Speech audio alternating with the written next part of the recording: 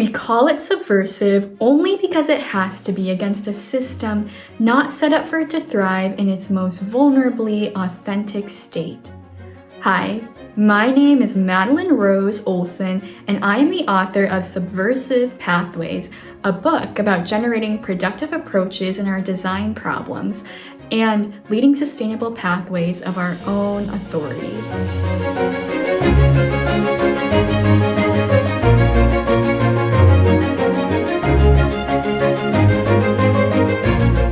Why did I write this book?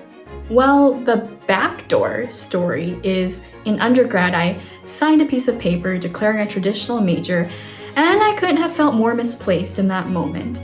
I despised having to be assigned a limited label and nomenclature to my multiple passions. I always wanted to connect the dots, mesh the otherwise separate, and swim, and so subversive thoughts were literally broiling inside of me. From there, I went on to invent my own major, synthesizing the overlapping impulses between media studies, educational technology, and visual studies. It won't make sense, many academics said. I did it anyway, and so I always knew I would tell the story one day of what it meant to break new ground through risk-taking, self-advocacy, and inventive thinking. But I had to see if embracing unorthodoxy wasn't just unique to me, but part of a larger impulse. And what I have found is quite controversial to what we've been conditioned to believe, which is that success is best led in proctored, defined, clear-cut trajectories, and that expertise in our domains is required before we can start building, leading, and creating. This book explores how we might transcend these limiting beliefs by taking pathways susceptible to modularity, redirection, and even ambiguity, what it looks like to have a transformative capacity of our own success, what it looks like to have connective and diversifiable agility in our own leading and creating, and what it even means to include our intuition in our own inventive thinking. The book itself is more than just a flat paper artifact, but really a tool for dynamic thought leadership.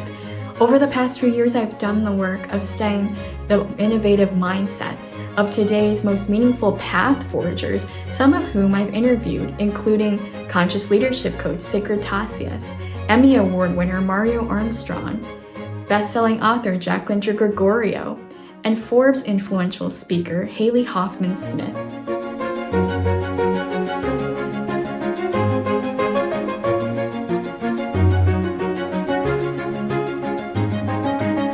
The coolest aspect about this endeavor is that the book itself becomes subversive in so many ways.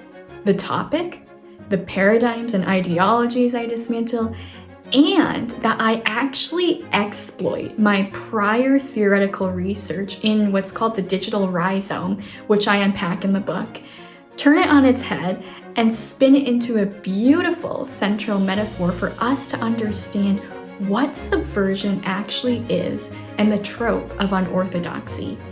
We don't really get books that export concepts from academic theory and import them into a general mass audience reading. And so now the front door story is an approach I've drawn up called the rhizomatic unorthodoxy, meant for anyone wanting to transcend what's collapsing their ability to succeed by creating what hasn't been conceived yet, even if it means creating those opportunities for yourself that seem subversive in order to thrive.